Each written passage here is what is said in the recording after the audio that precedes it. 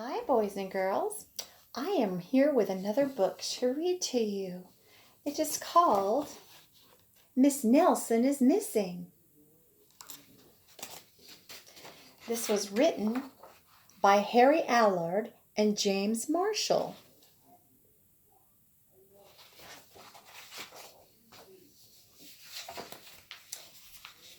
The kids in room 207 were misbehaving again. Spitballs stuck to the ceiling. Paper planes whizzed through the air. They were the worst behaved class in the whole school.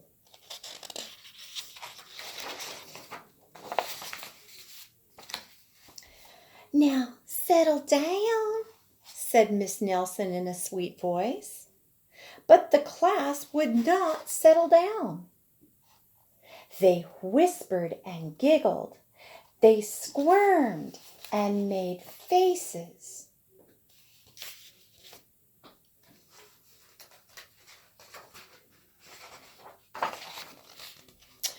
They were even rude during story hour. Imagine. And they always refused to do their lessons. "Something will have to be done," said Miss Nelson.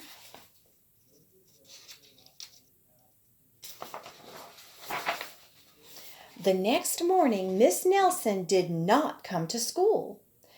"Wow!" yelled the kids. "Now we can really act up." They began to make more spitballs and paper planes. "Today, let's be just terrible." "Not so fast," hissed an unpleasant voice.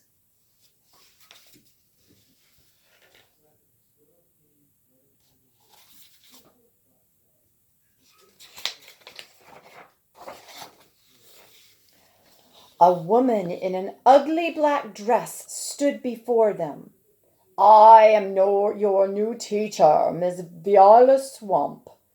And she rapped the desk with her ruler. "Where is Miss Nelson?" asked the kids. "Never mind that," snapped Miss Swamp. "Open those arithmetic books." Miss Nelson's kids did as she said.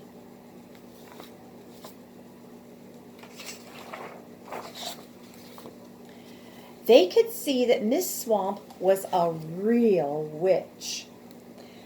She meant business. Right away, she put them to work, and she loaded them down with homework.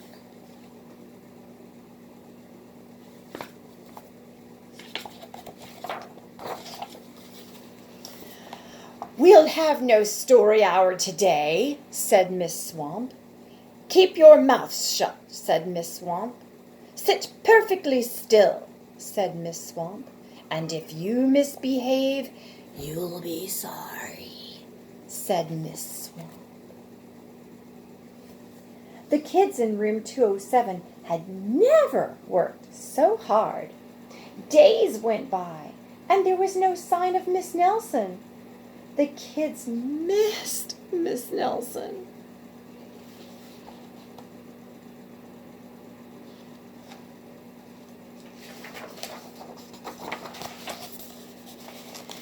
"Maybe we should try to find her," they said. Some of them went to the police. Detective McSmog was assigned to the case. He listened to their story. He scratched his chin. "I think Miss Nelson is missing." Detective McSmog would not be of much help.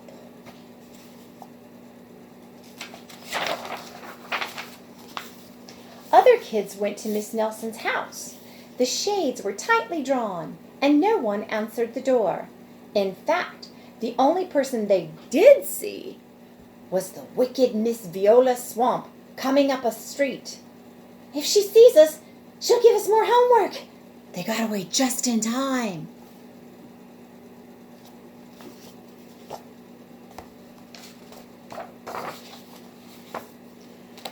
"Maybe something terrible happened to Miss Nelson," Maybe she was gobbled up by a shark, said one of the kids.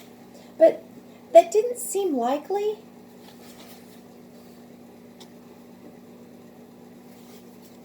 Sharks, very unpleasant.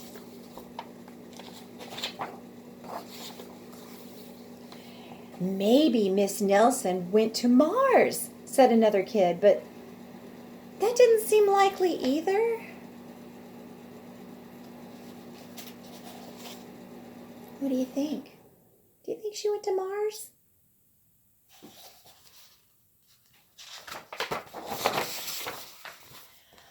I know, exclaimed one know-it-all. Maybe Miss Nelson's car was carried off by a swarm of angry butterflies. But that was the least likely of all.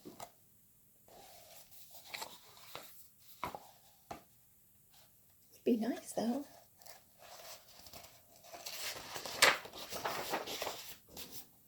The kids in room 207 became very discouraged. It seemed that Miss Nelson was never coming back, and they would be stuck with Miss Viola Swamp forever. They heard footsteps in the hall. Here comes the witch, they whispered. Hello, children, someone said in a sweet voice. What do you think? Could it be her?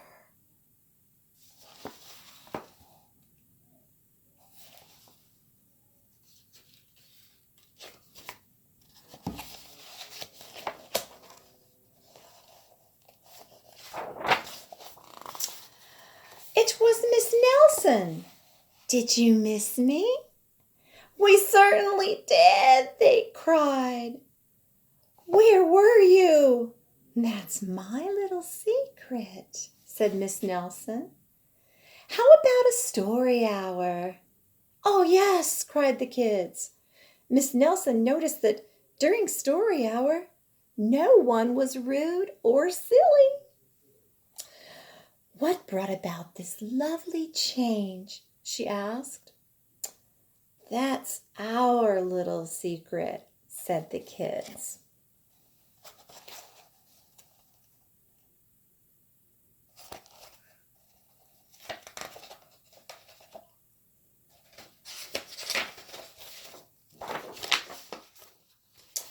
Back home, Miss Nelson took off her coat and hung it at the closet, right next to an ugly black dress.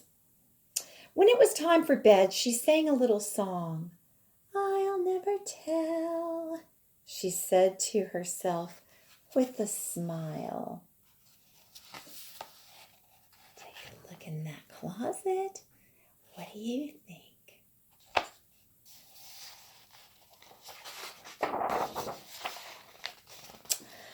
P.S.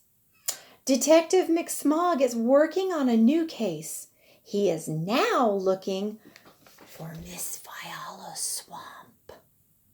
The end. I hope you enjoyed this book. I really enjoyed reading it to you.